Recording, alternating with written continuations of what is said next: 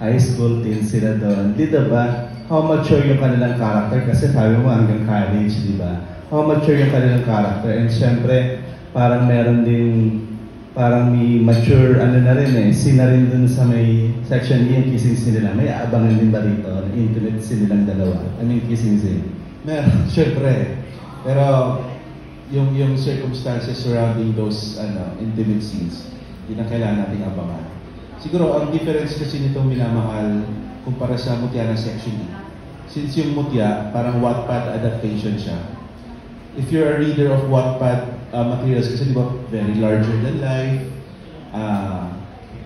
para siyang teenage fantasy. Ganun yung, yung Mutya. So, for Minamahal, ang approach naman natin dito mas realistic.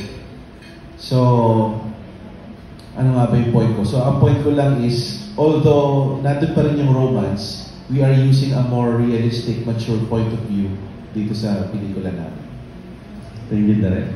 Sa Ash, yes naman. Sa Ash, tanongin ko, yun, parang ano naman eh, kumbaga, ready na yung mga fans nyo to have your kissing scene, big screen naman, di ba? So, doon sa napanood din namin yung kissing scene ninyo. Pero kayo, parang what can you offer dito sa mga fans nyo dito? Kumbaga, paano mahihiwalay yung character nyo doon sa Mutya ng Section E, dito sa character nyo dito? Ano yung ipapakita nyo mas kakaiba at mas mature? Siguro po, ako hindi ako masyadong mahihirapan kasi alayo ko talaga ng character ni JJ kay Lina.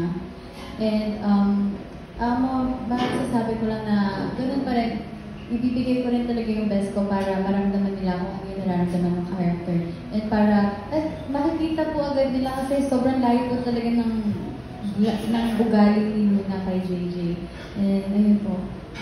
Si Andres. Ako naman po kasi si Kiefer naman, dahil din na Wattpad, galing sa Wattpad series yung Mutya, parang yung character ni Kiefer mas may pagka-caricature kasi mas exaggerated, like yung pag nagagalit siya, diba kasi si Kiefer parang bad boy siya. Malayo yun kay Rafi kasi si Rafi, para sa akin, medyo close sa personal character ko kasi mas mabait si Rafi compared to Kiefer, diba? And yun, so the difference is very big talaga, but talagang gonna give what I can give justice to the character na si Rafi.